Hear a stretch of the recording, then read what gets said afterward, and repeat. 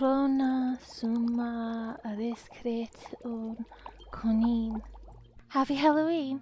As you can tell, I love Halloween. It's my favourite time of year. What's your favourite holiday? So let's get started and see what we can cook up for this spooky season. Wanting something nice and simple to sit beneath the layers, I decided to make a simple little empire line dress, using white for the top and layering pink organza over pink fabric for the skirt. Taking the skirt pieces, I sew up the seams before laying them together and hemming the bottom to create one skirt piece. Going back to the top section of the dress, I hemmed the armholes and the neckline, sewed up the side seams before sewing the top section to the skirt piece, using a ladder stitch to sew it closed on the body of the doll when I was finished. Taking this coat pattern from a doll I've made previously, I pinned it down and cut it out. It took me a while to decide which fabric I wanted to use, but in the end I went with the cotton over the leather. After hemming the bottoms of the sleeves and the neckline, I moved on to sewing the side seams, then hemmed the bottom and the edges of the coat. Taking some tiny buckles I bought online, I created 3 straps and sewed the buckles and straps to the coat to act as the closure, using just a tiny bit of glue to hold the buckles closed since they completely refused to on their own.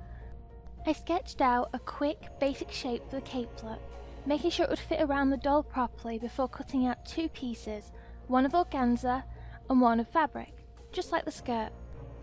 After hemming the sides and bottom of the capelet, I decided it was still too plain on the whole and rummaged through my lace and ribbon stash, finding an organza ribbon and lace with the perfect colour. I laid the lace on top of the fabric, sewing the side edges together carefully before using the organza to create a smooth top edge for the neckline, before finally using a hook and eye to act as the front closure. I also added a couple of little beads right where the closure sat to just fancy it up just a tiny little bit. Learning from the last time I made boots for prints, I wrapped the leg in cling film and then tape, using a pen to mark out the shape before cutting it carefully off the doll and transferring it onto paper to create a base pattern for the boot. I then cut out 2 pieces of each of fabric, sewing up the back seams and carefully slotting the sole in place with sewing all the way around. Once the main body of the boots were done, I took some card and made 2 heel pieces, making sure to cut the tops at an angle so that they could sit flush to the sole before covering them in the same material as the rest of the boots and glued them in place. Taking an old bag pattern I had, I scaled it down before cutting it out of material, deciding in the end to only use ribbon for the sides instead of layering it with fabric like with the skirt and capelet. I carefully sewed in place the organza ribbon to create the sides of the bag before taking a narrowed organza ribbon and cutting 3 equal parts, braiding them together and being extra careful while doing so that it would lay flat once finished. Taking the braided piece, I stitched it to the sides of the bags to create the shoulder strap. Using some more of the narrow ribbon to create a bag tie, I embroidered a little pink cross on top to hide the stitches that was holding the ribbon for the tie in place. After many hours of research and 6 test patterns later, I finally created a usable pattern for the mask, cutting each piece out of white leather. With the pieces cut out, I began sewing them together, starting by sewing up the centre seam before sewing the upper piece in place, along the nose and eye sockets. It took me a couple of attempts to get it right, changing my mind a few times on which way I preferred the upper sections sit on the mask. The seams in, seams out. For the lenses, I used a little bit of UV resin with pink pigments and cut it to size before sewing the sockets in place on the mask. I used a little bit of clear glue on the inside to give them extra stability since one side kept wanting to pop out no matter how many times I tried to stop it from happening. Taking the 3 straps, I sewed them to the mask. I placed it gently on my mannequin doll, using its head to mark out where the central strap needed to be looped for one of the side straps to slot through, before sewing a mini buckle to the remaining side strap to create a fitted closure for the mask. Now for the fun part, the face up. Taking my craft knife, I carefully followed the moulded outline of her eye on one side, cutting it away to create an open socket.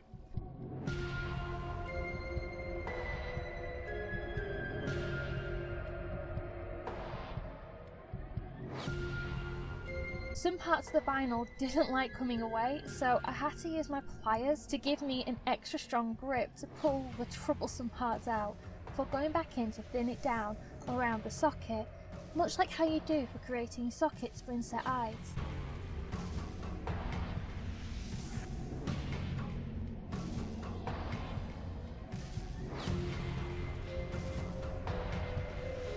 Taking milliput and mixing it together, I set to work on sculpting, starting with the vines creeping out of the socket. I had to use some tweezers to help me get them in place as it was so fiddly and it was such a small space.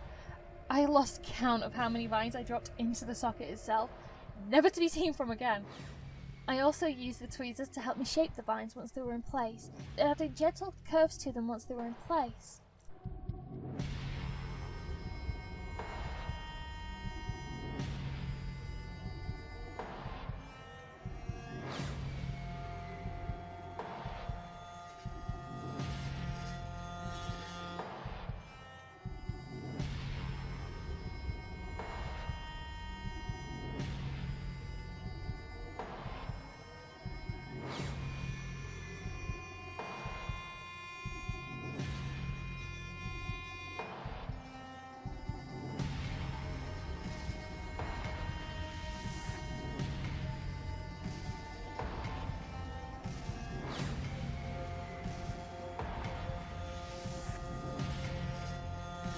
When I was happy with the vines, I moved on to making the flower using more milliput.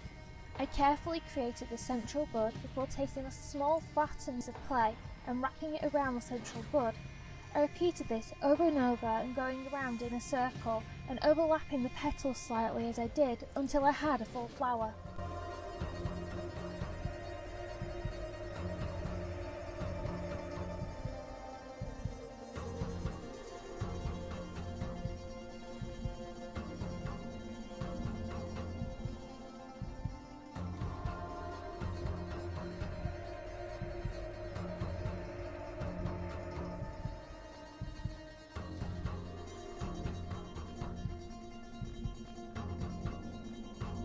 With the main flower complete, I cut off the bottom to give it a slightly flatter base before carefully setting it in place, using a tool to push the bottom petals onto the vinyl, hold it down and attach to the vinyl, but no matter how hard I tried, I couldn't get the flower to stop popping off, so I had to use a little of the clear glue along the edge of the socket to give it a little bit more grip and security before pulling the bottom petals down gently once more and giving a more blooming look.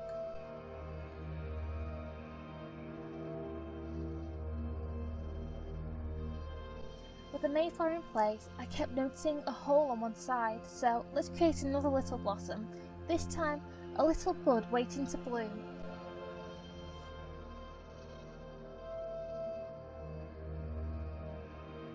With the flowers in place, I added a few extra vines creeping out of the socket next to her nose and up her face.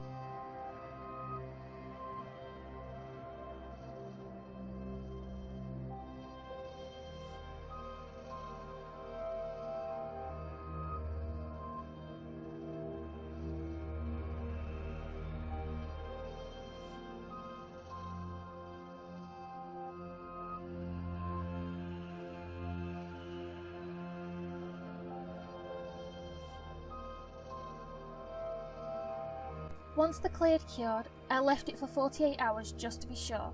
I set to work on painting the base colours, started with the vines before moving on to the petals. Sadly, this part of the footage got corrupted and I could only save the first section of it.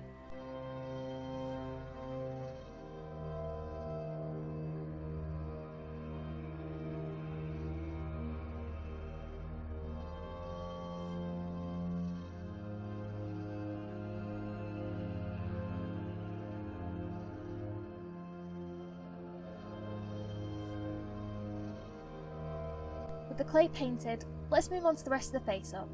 Starting with pastels, I blush her uncovered cheek, nose and chin before using green pastels to add a little colour to her lips, going for a more natural look, so since her skin tone is green, green pastels.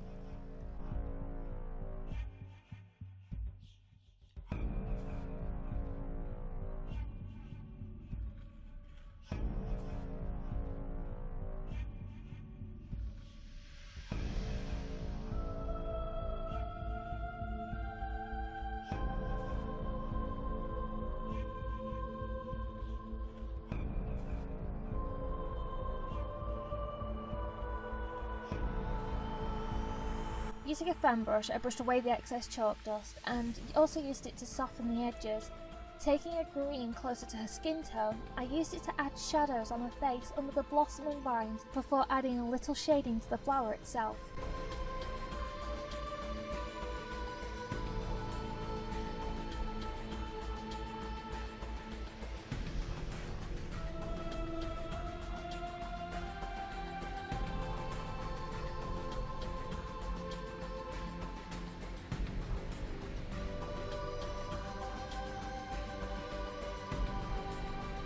With the base pastels done, I move onto the pencils, using a light brown to set the baseline and the shape of her eye and eyebrows, before going in with other colours to define her lash line, eye shape, fill in her iris, whites of her eyes.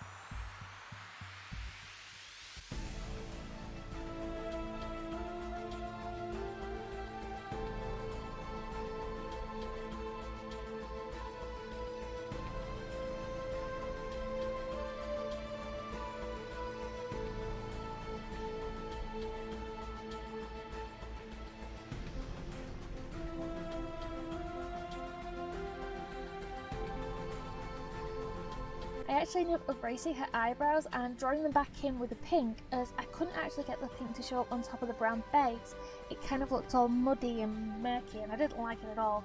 Once the new eyebrows were in place, I used a dark green to fill in the inner lip line, just to define the downturned corners of her mouth.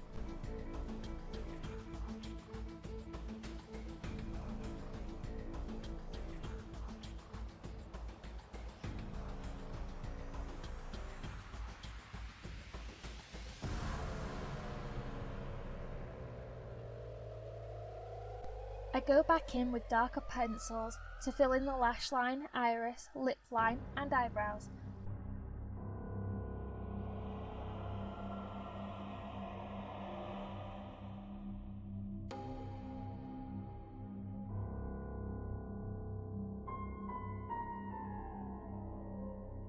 With the iris, I also went in with a few lighter colours at the bottom just to add a little bit more depth as well as building more on the eye whites with each new layer.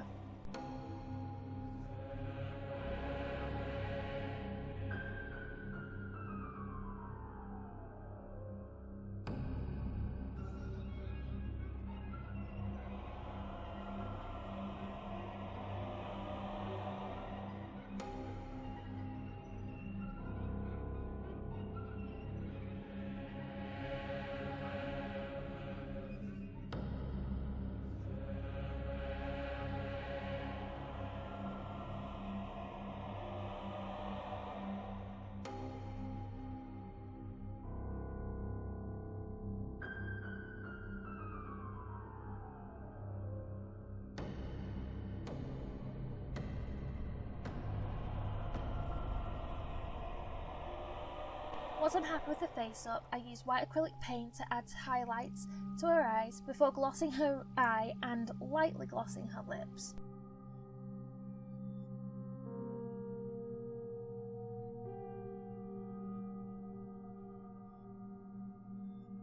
I started by marking out where I wanted the fringe to sit and then the central part line before starting on the fringe. With the fringe done, I tie it up out of the way before starting to glue down the remaining wefts, starting at the bottom and working my way up to the part line. I then glued the wefts for the part in the opposite direction, doing 2 layers to give it a more full look, before flipping them over and repeating the process on the other side, using my straighteners to apply a heat to encourage the part to fall flat. All that's left is to style. Taking down her fringe, I cut it to the right length. Originally, I wanted the ends of her hair and fringe to curl under, but no matter how hard I tried, they just didn't want to cooperate.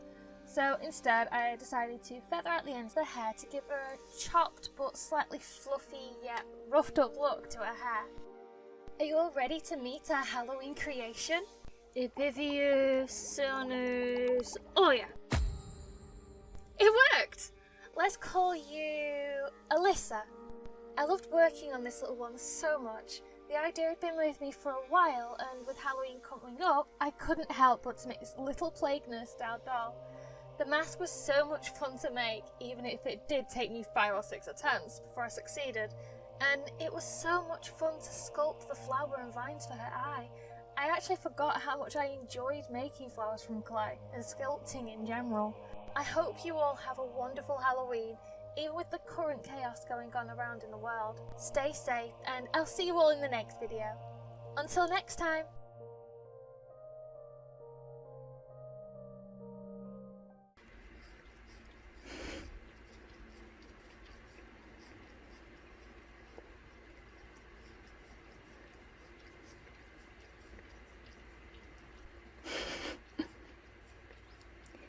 Enjoy yourself, Artemis.